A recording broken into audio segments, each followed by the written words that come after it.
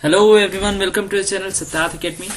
Electric current through gases हमको पढ़ना है आज के टॉपिक में। तो जनरली होता क्या है, हमें ये चीज मालूम है कि gases bad conductor of electricity होती हैं क्योंकि इसमें फ्री इलेक्ट्रॉन की संख्या बहुत ही ज्यादा कम होती है। लेकिन अगर हम इसमें हाई पोटेंशियल डिफरेंस अप्लाई कर दें, किस कंडीशन में? लो प्रेशर की कंडीशन में, तो इसमें हमें कंडक्शन की प्रोसेस देखने को मिल सकती है। ओके, तो ये कंडक्शन की प्रोसेस जो शुरू होती है वो स्पार्किंग के थ्रू शुरू होती है। सबसे पहली चीज ध्यान रखिएगा, जिस पर्टिकुलर पोटेंशियल में ये स्पार्किंग ऑकर होगी, स्पार्किंग होना शुरू होगी, वो मिनिमम पोटेंशियल आपका क्या कहलाता है? स्पार्किंग पोटेंशियल कहलाता है। इसकी वैल्यू निकालने के लिए पास्कल्स लॉ होता है।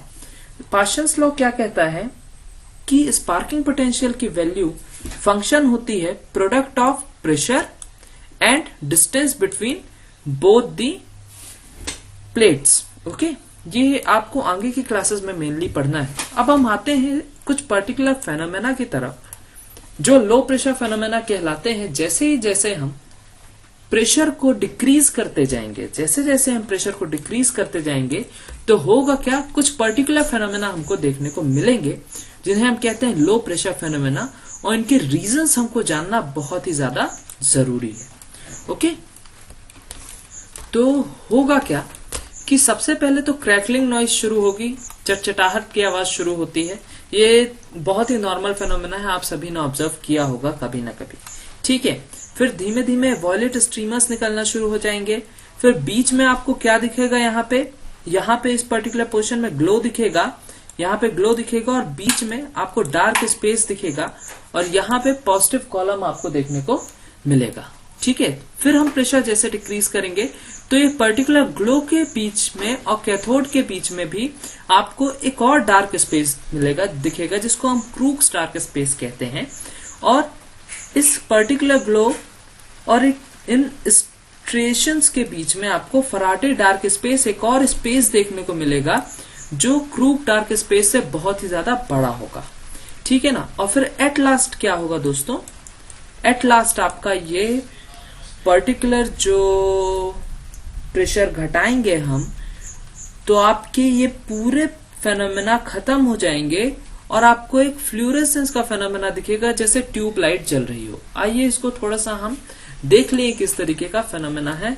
ये आपको शुरुआत में देखने को मिल रहा है, ये वॉयलेट रेज मूव कर रही हैं, जो ये फर्स्ट वाला फेनोमेना है। ठीक है, यहाँ पे आप देखिए जरा, ये देखिए, ये आपको ये ब्लैंक स्पेस दिख रही है। ये ब्लैंक स्पेस जो दिख रही है ये आपका फराडे डार्क स्पेस है, यही है डिस्चार्ज ट्यूब। यहां से हम पंप लगा करके प्रेशर को डिक्रीज करते जाते हैं, ये फराडे डार्क स्पेस है। आप यहाँ पे देखिए जरा, ऑब्जर्व करिए, ये ग्लो दिख रहा है, ये तो कैथोड ग्लो हो गया, ये एनोड ग्लो हो गया, स्ट्राइकिंग या फिर एमिशन के प्रोसेस के कारण होता है। लेकिन यहाँ पे देखिए, ये ग्लो दिख रहा है, अचानक से ग्लो बढ़ गया और ये बीच में आपको यहाँ पे स्पेस दिख रही होगी। जरा सा मैं इसे क्लियर कर देता हूं। यहाँ पे ग्लो दिख रहा है और बीच में आपको स्पेस दिख रही होगी। ये देखिए, ये ग्लो है और ये बीच में स्पेस है, ये क्रूक्स डार्क स्पेस है। ये बहुत ही छोटा होगा in comparison to Faraday dark space. Okay, अब जरा आगे बढ़ता हूं मैं, आगे की बातें करते हैं। यहाँ पे देखिएगा आप, ये क्या हुआ, फिर अचानक से ये बॉल टाइप की मूवमेंट आपको दिख रहा होगा। ठीक है, ये कहीं पे डार्क फ्रिंजेस हैं, कहीं पे ब्राइट फ्रिंजेस हैं, ये दिख रहा है आपको ये स्पेस, ये एक फेनोमेना है। और अंतिम में जाकर के यहाँ से आपको समझ में आ रहा होगा स्ट्राइक हो रहा है और स्ट्राइक होने के कारण लाइट यहाँ पे बहुत ही ज्यादा ग्लो कर रही है। तो और ये सबसे लास्ट वाला फेनोमेना है, इस फेनोमेना को हम फ्लूरेसेंस फेनोमेना कहते हैं। लाइट ग्लो होना शुरू हो जाती है। तो आगे की वीडियो में जरा हम देखते हैं और समझते हैं इसका रीजन क्या है। ओके, इस पूरे फेनोमेना का जो रीजन है वो आपको बताएगा beauty of science and beauty of physics.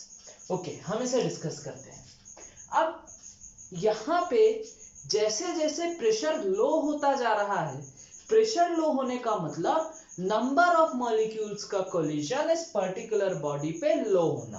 ठीक है, नंबर ऑफ मॉलिक्यूल्स का कोलिजन लो होना मतलब भी समझ लो भाई, ये पर्टिकुलर मॉलिक्यूल यहाँ पे टकरा रहा है। अब इसी टकराने के कारण प्रेशर क्या होता है, बढ़ता जाता है। अब मैंने क्या कर दिया भाई, यहाँ पंप आउट कर दिया मॉलिक्यूल्स, ठीक है, नंबर ऑफ मॉलिक्यूल्स मैंने घटा दिए, तो नंबर ऑफ मॉलिक्यूल्स घट गया मतलब प्रेशर कम हो गया। ये समझना बहुत ज्यादा इंपॉर्टेंट है कि प्रेशर कम होना मतलब एक्चुअलिटी में होता क्या है।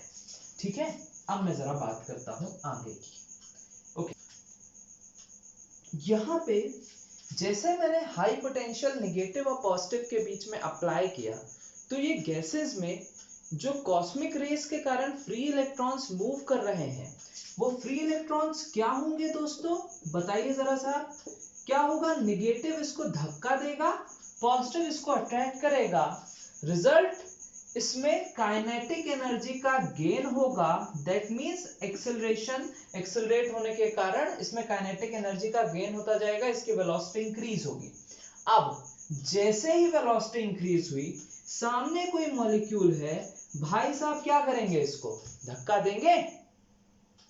जब भाई साहब धक्का देंगे तो इसमें क्या होगा, आयनाइजेशन शुरू होगा, इसके भी इलेक्ट्रॉन निकल करके इसकी तरफ फ्री इलेक्ट्रॉन्स की संख्या बढ़ती जाएगी, फ्री इलेक्ट्रॉन्स की संख्या बढ़ती जा रही है। फ्री इलेक्ट्रॉन्स की संख्या बढ़ना मतलब क्या है, ये प्रॉपर्टी है करंट फ्लो होने की। ठीक है, तो ये मैंने यहां तक तो बता दिया कि अगर ऐसा प्रोसेस हो रहा है और मॉलिक्यूल्स पर्याप्त है तो कोलिजन के कारण एक स्ट्रीक फ्लो होना शुरू हो जाती है, या फिर मैं बोलूं करंट का फ्लो होना शुरू हो जाता है एक नॉर्मल लो प्रेशर में। अब जैसे जैसे मैं प्रेशर घटाता जा रहा हूं दोस्तों, आप समझिएगा होता क्या है यहां पे। अब ये इलेक्ट्रॉन्स कंटिन्यूअसली मूव होते जा रहे हैं, भाई साहब से इलेक्ट्रॉन निकल गया तो भाई साहब में चार्ज कौन सा आया, बोलो पॉजिटिव चार्ज आया। कौन सा चार्ज आया, पॉजिटिव चार्ज आया। तो ये कैसा आयन बन गया है दोस्तों, ये बन गया है पॉजिटिव आयन। अब पॉजिटिव आयन में न्यूक्लियस भी होता है, प्रोटॉन भी होगा, न्यूट्रॉन भी होगा, तो उसका वेट क्या हो गया, ज्यादा हो गया। ये पॉजिटिव वाला आयन किसकी तरफ जाएगा, बोलिए नेगेटिव चार्ज वाले प्लेट की तरफ, दैट मींस कैथोड की तरफ मूव करेगा। और ये इलेक्ट्रॉन जो हल्का फुल्का हुसैन बोल्ट की तरह बहुत ही तेजी से किसकी तरफ जाएगा दोस्तों, आप लोग क्या बोलोगे, एनोड की तरफ जाएगा। बिल्कुल ठीक बात है, कोई परेशानी नहीं होनी चाहिए यहां पे।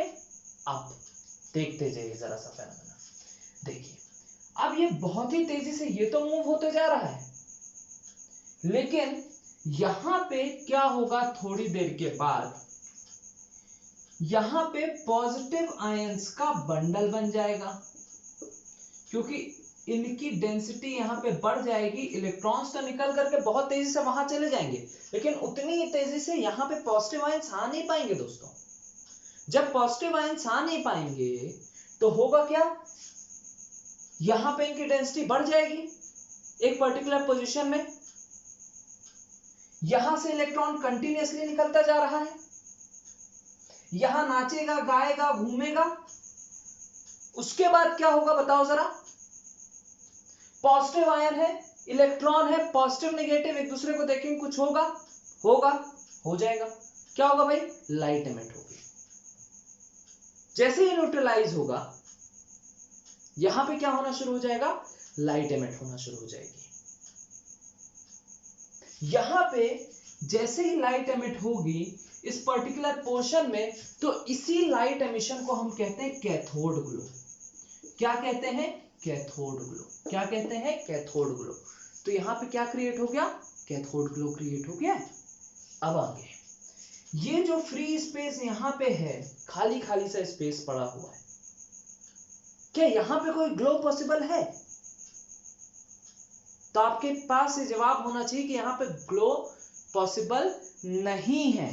तो जब यहां पे ग्लो पॉसिबल नहीं है तो यहां पे क्या होगा भैया, गांव की भाषा में हम क्या बोलते हैं, अंधियार होगा, और इसी अंधियार को हम बोलते हैं क्रूक्स डार्क स्पेस। क्या बोलते हैं दोस्तों, क्रूक्स का डार्क स्पेस, क्योंकि क्रूक्स ने इसको ऑब्जर्व किया था। आगे बढ़ते हैं, क्या आप मुझे बता सकते हैं यहाँ पे फ्री इलेक्ट्रॉन की संख्या ज्यादा होगी कि ये भैया पॉजिटिव आयंस की संख्या ज्यादा होगी? ऑब्वियसली फ्री इलेक्ट्रॉन्स की संख्या ज्यादा होगी कॉस्मिक रेस के कारण। अब जब फ्री इलेक्ट्रॉन्स की संख्या ज्यादा होगी तो ये भाई साहब लोगों के पास इतना पोटेंशियल तो ये है कि इसको चीरते हुए निकल जाए इलेक्ट्रॉन्स के पास। जब इतना पोटेंशियल है और ये चीरते हुए निकल गए, लेकिन मेरे दोस्तों मुझे ये बताओ कि क्या यहां पे ये पॉजिटिव आयन बीच में पड़ने के कारण इन इलेक्ट्रॉन्स की काइनेटिक एनर्जी में कोई प्रभाव नहीं पड़ेगा? जवाब होना चाहिए कि पड़ेगा। और क्या प्रभाव पड़ेगा? बिल्कुल सही आपके दिमाग में आ रहा है कि इनकी काइनेटिक एनर्जी डिक्रीज हो जाएगी यार। जब इनकी काइनेटिक एनर्जी डिक्रीज हो जाएगी दोस्त, तो मेरे भाई बताओ, क्या ये किसी पर्टिकुलर मॉलिक्यूल से टकराएंगे और टकरा करके उसको आयनाइज करने की क्षमता रखेंगे? जब आयनाइज करने की क्षमता ही नहीं है उनके अंदर, तो भाई साहब लाइट के एमिशन की बात ही कहां रह जाती है? जब आयनाइज ही नहीं होंगे यहां के मॉलिक्यूल्स, तो लाइट के एमिशन की कोई बात रह ही नहीं जाती है। तो जब लाइट के एमिशन की कोई बात नहीं रह गई मेरे यारों, तो ये जो बन गया, यहां पे भी क्या लाइट एमिट होगी? बोलो बिल्कुल नहीं होगी। ये क्या बन गया? ये बन गया फराडे का डार्क स्पेस वाला रीजन। ओके, अच्छा, ये फराडे का डार्क स्पेस वाला रीजन बहुत ही बड़ा होगा in comparison to Crookes dark space. Reason क्या है कि यहाँ का जो भाई पोटेंशियल है वो बहुत ही हाई होता है in comparison to this particular area. अब थोड़ी देर बाद क्या होगा मेरे भाई? थोड़ी देर बाद पॉजिटिव बुलाना शुरू करेगा इलेक्ट्रॉन को। That means gain in kinetic energy will again occur। और ये gain in kinetic energy जैसे ही होगा भाई साहब फिर टकराएंगे, इलेक्ट्रॉन्स बड़ी तेजी से मूव करेंगे, आयनाइजेशन बढ़ जाएगा और फिर से एक स्ट्रीक डेवलप हो जाएगी, पॉजिटिव स्ट्रीक डेवलप हो जाएगी। यहाँ पे ये एक फेनोमेना हो गया। अब स्टेरेशन का फेनोमेना जरा सा आप समझ लीजिए।